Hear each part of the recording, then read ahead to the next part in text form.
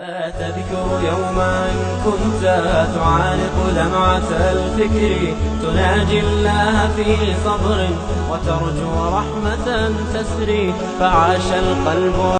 Everyone is turned against Islam. Everything, Islam is almost as if it doesn't exist and it has to be re-established again. And there will come forward a people who will re-establish the deen from almost nothing.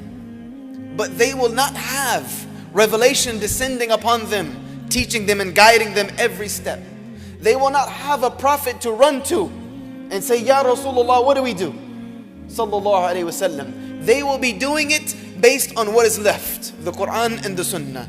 So these people's reward has been increased by Allah. Wallahi, we live in these times.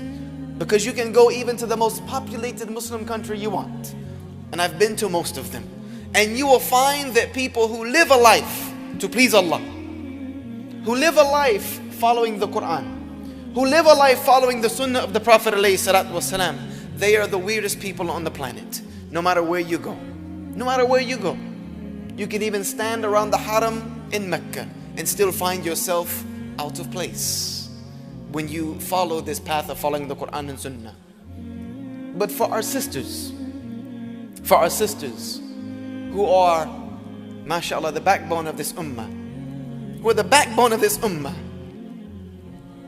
you've been given a special place, a very special place, and you cannot forget it.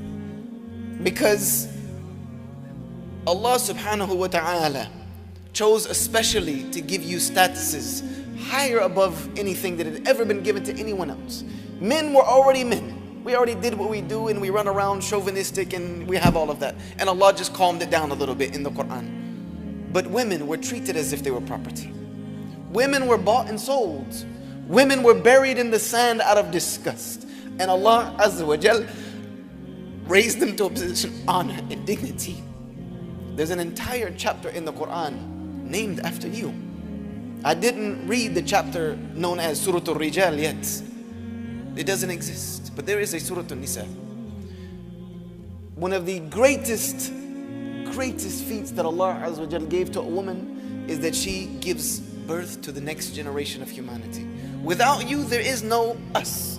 And Allah Azza wa Jal proved through Isa alayhi salam that He doesn't need us to make another one of us. So it puts us in our place a little bit. But sisters, not only are you more than half of this ummah, more than half, you will become more than 2/3, but you are responsible for the other half. You raise the rest. So you have a very dignified and prominent role. You have a very dignified and prominent role.